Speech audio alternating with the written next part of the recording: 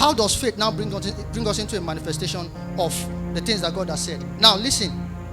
He said, what energizes a man to readily and steadily believe and move in the direction of the substance or the evidence is the revelation of the nature of God and the character of his word. I'll read that again.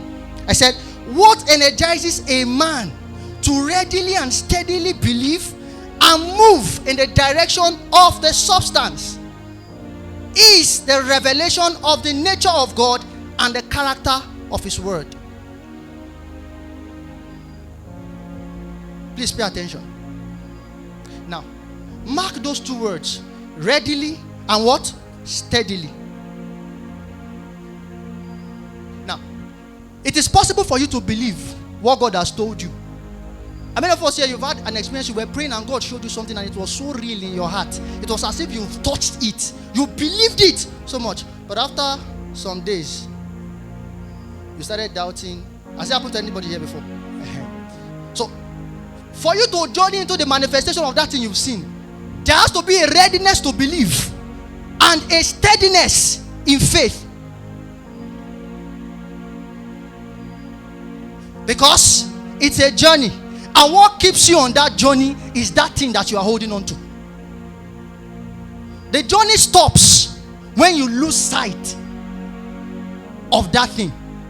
Just like a woman that is pregnant now, if she stops, like I said, if she stops paying attention to that thing that is within her, there's a possibility of her losing it, true or false.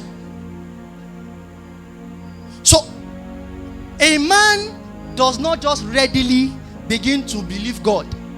And a man, naturally, because of the fall, we are not designed to readily believe him and to steadily follow him.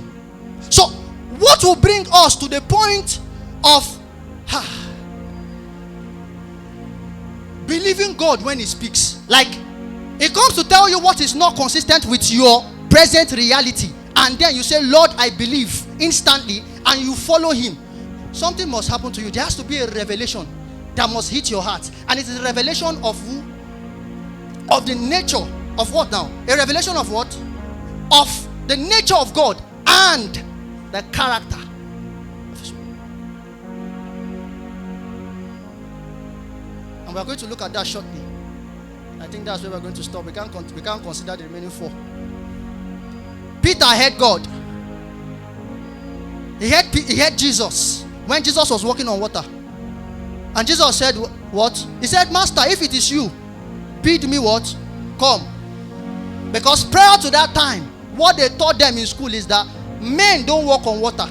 Spirit, it is spirit that walk on water. So Jesus wanted to recalibrate their minds. So Jesus decided to walk on water. I hope you know that he walked on that water as man, not as spirit, not as deity. And that's the power of perception for you. Because this is the Jesus that they've been with, they've eaten with him, they've done everything with him, and the same Jesus was walking on water. Didn't change, he was not transfigured, but because of their mindset that it is only spirits that can walk on water, even though their eyes were open and they were seeing Jesus, their friend, they were afraid. Are we together? Because in their mind, now spirit. So Jesus said what?